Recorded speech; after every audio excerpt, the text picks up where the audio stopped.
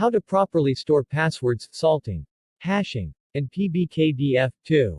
Passwords are very private information, and you don't want to be responsible for a data breach.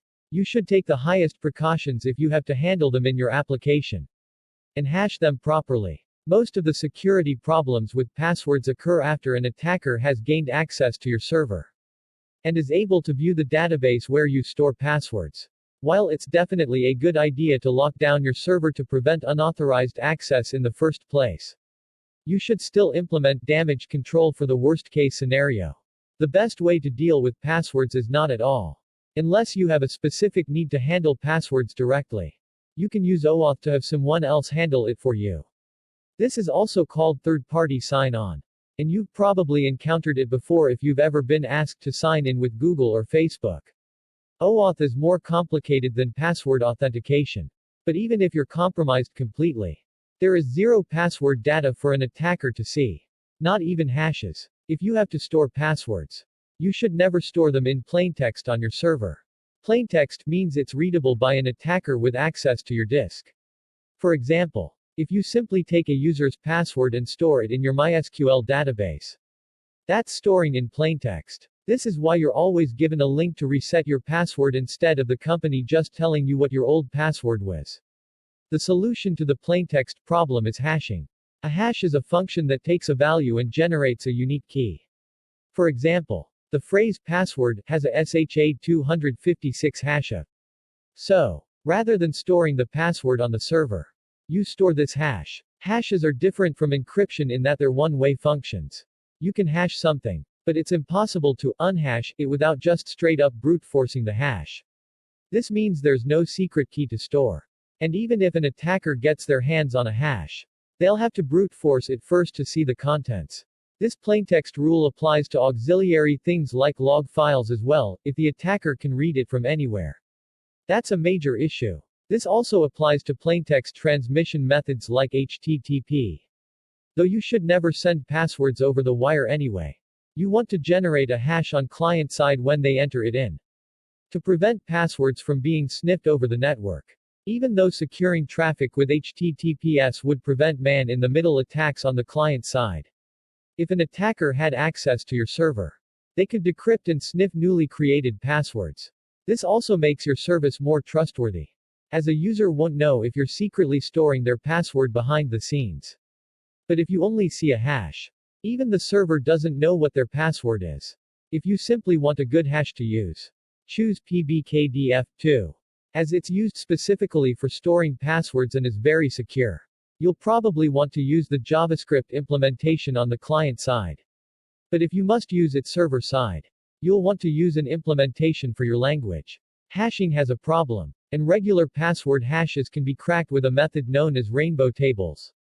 To attack a hash, you could simply try every single possible password for each hash entry in your database, which is known as brute forcing. Slow, but not entirely impossible, depending on how weak the password is and the hash used to store it. It may take a few days or weeks of computation time, but an individual weak password could be cracked eventually. Rainbow tables speed this up dramatically. Rather than brute force each password individually, the hashes for every possible password are computed beforehand and stored in a file. This file can be massive, on the scale of many hundreds of terabytes. All it is a key-value pair of each possible password, up to a certain size. Depending on the table, and the corresponding hash, it's a trade-off of storage space for time. You only have to perform the hash once. Then you can look it up in the table instead, which is much quicker. These tables are publicly available, and easy to generate. To prevent this attack vector, you should add a salt, a random string that you append to the end of the password before hashing. Instead of hashing password, you would hash. This salt is stored alongside the password hash in the database. When a user enters their password, you send the salt back to the user so they can add it to the hash. You can think of it like each user having their own unique rainbow table, which defeats the purpose of them entirely. The salt itself isn't secret. It doesn't have to be, as all it is doing is preventing rainbow table creation. And you're storing it in plaintext anyway. Salted passwords can still be brute forced individually. In practice, hash sizes of 32 bytes are fairly common. as really short hashes are still vulnerable to rainbow tables. And don't reuse salts, you should generate a new random string each time.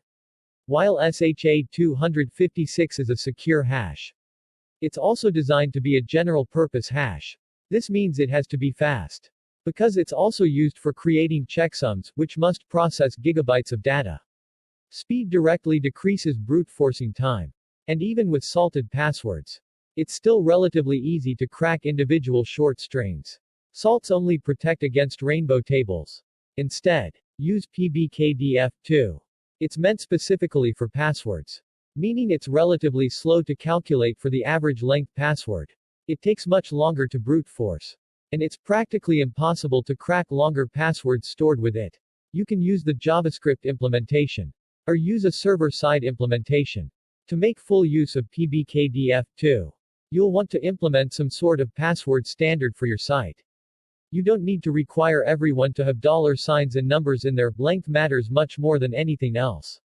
Try to enforce 8 to 12 character passwords at a minimum. Never store plaintext passwords in any database, log, or file. And never transmit them over HTTP connections. Ideally, keep your server entirely unaware of plaintext passwords in the first place by performing the hash on the client side. This future-proofs password protection even in the event an attacker gains full memory access to your server. Make sure the server itself is secure by locking down SSH access and keeping everything up to date. So you will likely never have this problem in the first place. Text source: cloudsavvy.com